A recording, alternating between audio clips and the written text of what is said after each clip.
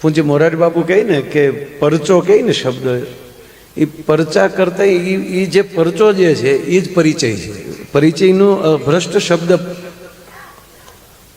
પરચો છે, પણ સાચો પરિચય કે એનો પરિચય થાય. તો આપ જાણો છો કે મેં તો ગુજરાતમાં હું જેટલા વર્ષથી જીવું છું, એટલે પહેલાં કાંઈ અમેરિકા નહોતો જીવતો, પણ આવો વિદાય સમારંભ કોઈનો નથી જોયો છે. એટલે અમે પાછળ બેઠા ત્યારે કીર્તિભાઈને અમે વાત કરતા હતા કે જ્યારે કોઈ એક અધિકાર પ્રાપ્ત કરી લ્યો તમે, ગંગા સતીએ કીધું ને થઈ જાઓ અધિકારી પાનબાઈ, તો એ કેવલ પોલીસ અધિકારી નહોતા, પણ એણે અધિકારપૂર્વક મિત્રતા ઉપર પણ એણે કબજો કર્યો હતો. એનો પણ આજનો પરિચય છે સાહેબ. માટે આવી રૂડી આજવાળી રાત, રાધે તે રમવાની સયા રે એ માનના, રાધે તે રમવાની સયા રે એ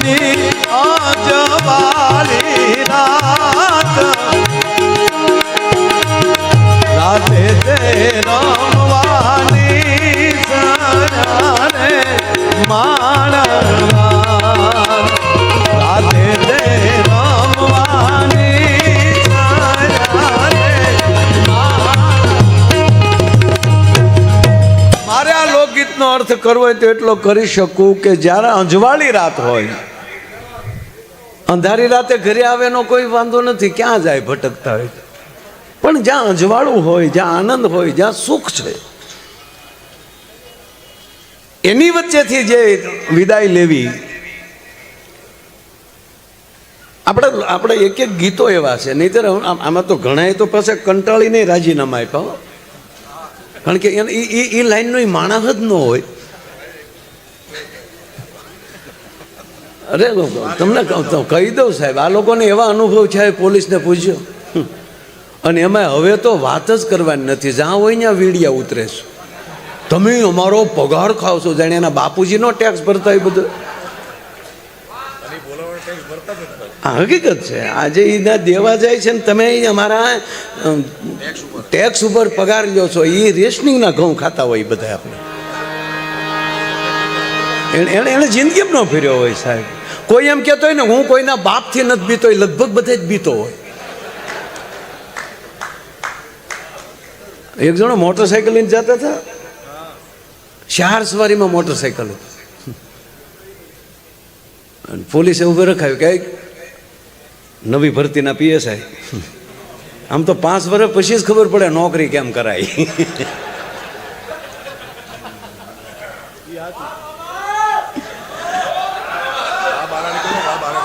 વાહ બારાડી,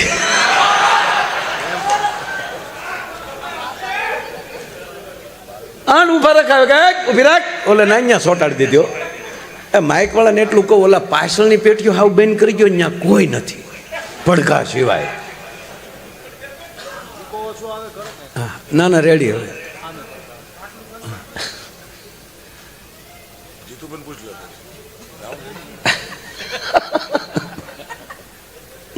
ઉભી રાખીને પૂછ્યું કે 4 કેમ બેસાડ્યા? તો ઓલો પાછું વાળું જોઈને કે 5મો ક્યારે ઉતરી ગયો? ઓલા સાહેબે રાજીનામું આપી દીધું કે આ ભામ ભેગા થોડા નોકરા કરાય. અથવા તો કોઈ વેલાહર હજી થોડો ઘણો સમય બાકી હોય ત્યાં પણ નિવૃત્તિની વાત કરતા હોય, પણ સંપૂર્ણતાથી પીઆઈ પ્રમોશન સાથે, એક સારા સન્માન સાથે જે વ્યક્તિએ, જયરાજભાઈ, આજે પોલીસમાંથી નિવૃત્તિ, પીઆઈમાંથી નિવૃત્તિ લઈ પાછું દર વર્ષે 2 ભાઈને કાંઈકનું કાંઈક આવું હુજા જ કરે. સપ્તાહું કરવી, મંદિરો કરવા.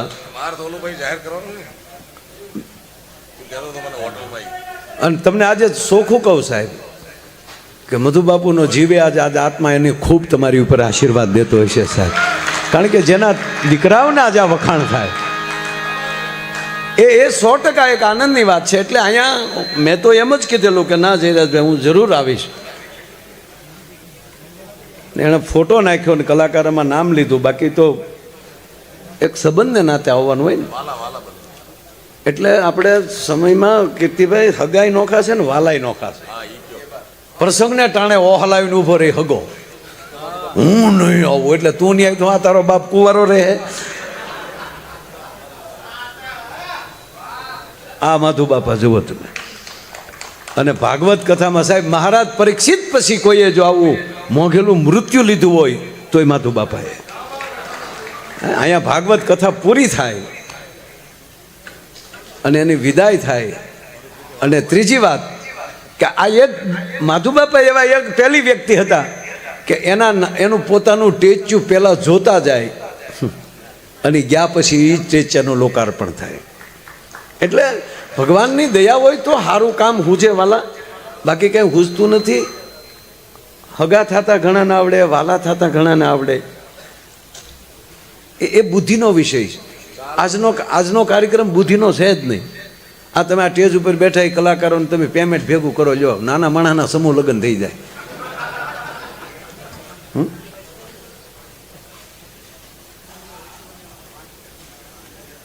કોઈ પણ વ્યક્તિ, મારે તમને ઘડીક આનંદ કરાવી લઉં, બાકી તો કોણ બાકી છે? કોઈ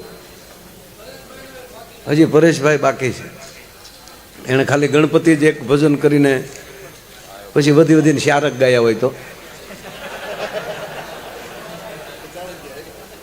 એટલે ખાલી ગીત અને એની મજા લેવાની બાકી છે, એ આપણે ટેસ્ટથી જે સાંભળશું. અને આગળ અમે બેઠા કીર્તિભાઈએ ત્યાં જે જમાવટ કરી, એકવાર તાળીઓથી બધાઓ સાહેબ કેવા ગીતો લઈ આવ્યા. અને ખાસ કરીને આપણા ગુજરાતના આંગણે એક જનકપુરની દીકરી બેન મૈથિલી,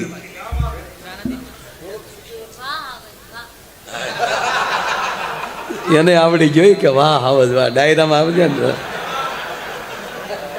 મેં પણ એમને ઘણા વર્ષ પહેલાં રૂબરૂ સાંભળેલા પૂંજ બાપુની કથા, ત્યારે બે ભાઈઓને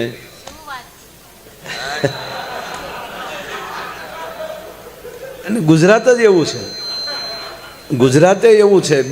બિહાર સવાલ નથી, કારણ કે એ પણ મહાપુરુષોની ભૂમિ છે. નહીં સર, તમે અધિકારીઓ એને ખબર હશે કે ભારતમાં આઈએસની પરીક્ષા દેવાય ને એમાં 20% આખા ભારતના હોય છે ને 80% એકલા બિહારના ભાઈઓ પાસ થાય છે. જ્યાંથી મહાવીર વિહાર કરે એમાંથી પછી શબ્દ આવ્યો વિહાર માલી બિહાર. હા, અને એની જેટલો ગંગાનો કોઈને લાભ નથી મળ્યો બીજા પ્રાંતને. અને જે ભૂમિમાં જાનકી જન્મી હોય, પણ બેન બધા જૈનમાં ત્યાં પણ વૈયા ગુજરાતમાં. सभी महापुरुष जन्म वहां लिया और आनंद यहां किया है. भगवान कृष्ण ने 11 साल तक गोकुल में रहे, 16 साल तक मथुरा में रहे, बाकी ना 100 साल गुजरात में रहे. साहब ए भगवान कृष्ण आवता था ने अमली न्याली बधाई तो ઘણા પૂછે કે ભગવાન કૃષ્ણે ગુજરાતમાં આવ્યા પછી ગોપીઓ વાળું કેમ કાંઈ ન કર્યું. અત્યારે જો કે અધિક માસમાં ભાઈઓ બહુ ગોપીઓ થયું આ વખતે. ઓહો 80 વર્ષની ડોહીઓ જે મોઢામાં દાંતની જે મોરલા વગાડ્યા છે. અરે હમણાં તો એક ડોશી કીર્તિભાઈ મેં વિડીયો જોયો, એ તમારી પાસે ન આવ્યો હોય તે બધું ડોશીઓ કીર્તન ગાઈને કે હાલનભાઈઓ આપણે કાનુડા રમીએ. એ કે પણ કાનુડા રમવું કે બધું ગોપીઓ યમુનામાં નાચ્યું હોય ને કાનુડો કપડાં લઈને કદમના ઝાડ માથે સડી જાય. કે પણ યમુના ક્યાં લેવા જ આવી? તે મધ્યાહન ભોજનનો ટોપ લઈ આવ્યા. એ ટોપને એલે ભર્યો, એ ટોપ એ યમુનાજી અને હરીખવાના ઝાડ હેઠે મૂક્યો, કારણ કે હવાળું ઝાડ ને એટલે ડોસ્યુને લાગ્યા આવે. તો હરીખવાના ઝાડ ઉપર એ કદમનું ઝાડ અને 80 વર્ષના ગલીમાં માથે મોરપીસ બાંધ્યો ને હાથમાં મોરલી લીધી ને થોડાક કપડા ત્યાં મૂક્યા ને ગોપીઓ ટોપ ફરક્યું બેસી ગયું. ગંગા નાયા, ગોદાવરી નાયા, ઝાલોકો વંડીએ જાતી થયો.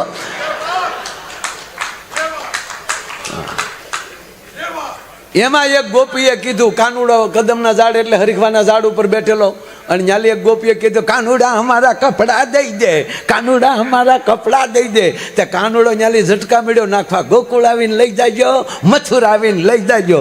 ઝટકો મારતા મરાઈ ગયો ને હરીખવો બટકણો, ડાળ ભાંગીને આવ્યો કાનુડો હેઠો, અને કાંડું બરોબર ગયું ટોપ ઉપર. આ ગઢપણનો હજી રૂઠો નથી વળતો, બોલો લ્યો. એટલે જે વસ્તુ જ્યારે થતી હોય એ જ કરી શકાય સાહેબ.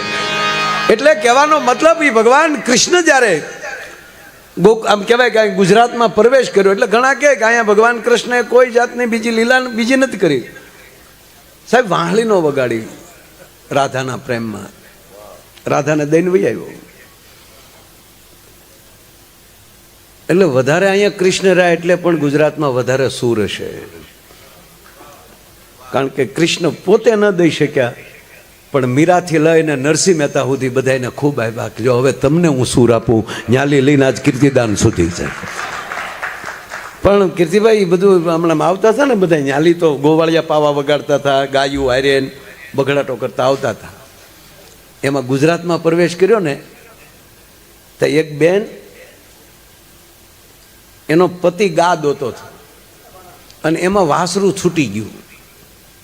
પેલા વાસરુને વાળે ને પછી ગા દોય, અને એમાં ઓલો ભાઈ ગા દોતો હતો અને બેનના હાથમાંથી વાસરું છટકી ગયું અને પાછું ગાય પાસે આવ્યું એટલે એક બાજુ જે ગોવાળ ગાય દોતો હતો ને બીજી બાજુથી વાસરું આવ્યું એટલે વાસરું પ્રત્યેનો પ્રેમ જોઈને ગાય જે આમ પાછી ફરી એમાં ઓલાનું બોઘરું ઢોળાઈ ગયું અને ગાય દોતો હતો ને એને નમણામાં પગે લાગ્યું. હવે ઘરના વાસરું વાળીને ઊભા હોય એમાં ગાય વટકે, વાસરું આવી જાય, વાસરું મુકાઈ જાય, એમાં પતિદેવને લાગે. પછી આપણો ગુજરાતી પતિદેવ શું બોલે એ તો આપણને ખબર જ છે. ખાતી નથી આ તારા ડોહાને લાગ્યું, મેળ્યો કહેવા, વધારે મેળ્યો બોલવા કે તું વાસરું ન પકડી શકી. ત્યારે ઓલી આ કૃષ્ણ જોવે છે, હો ભગવાન કૃષ્ણ જોવે છે. એમાં ઓલી બાઈ એટલું બોલી એની પત્ની કે રાયડું શું નાખોસ, વાસરું સામું નહીં મારા હાથ સામું જુઓ. એ હાથ સામું જોયું ને તો વાસરુંનો કાન બાઈના હાથમાં હતો. કાન તૂટી ગયેલો, ઓલો બળ કરીને ગયો, પણ તૂટ્યો તોય મૂક્યો નહોતો. આ કૃષ્ણ જોઈ ગયા, સમજાય? કૃષ્ણે નક્કી કરી લીધું કે બધે વાહળી વગાડાય, ગુજરાતમાં ગોપીઓના શાળા કર્યા જેવું છે નહીં. એટલે રાધાને કીધું કોઈએ કાનમાં કે શું ભાળી ગઈ કાનમાં. એટલે આપણી ગુજરાતની ધરતી એ પ્રેમાળ, એટલે બધે પ્રેમ છે આખા ભારતમાં. પણ જ્યારે લાગણી અને પ્રેમ હોય, મિત્રતા શું કહેવાય, એ કૃષ્ણ પોરબંદરમાંથી શીખી શકે, ગુજરાતમાં આવીને શીખી શકે.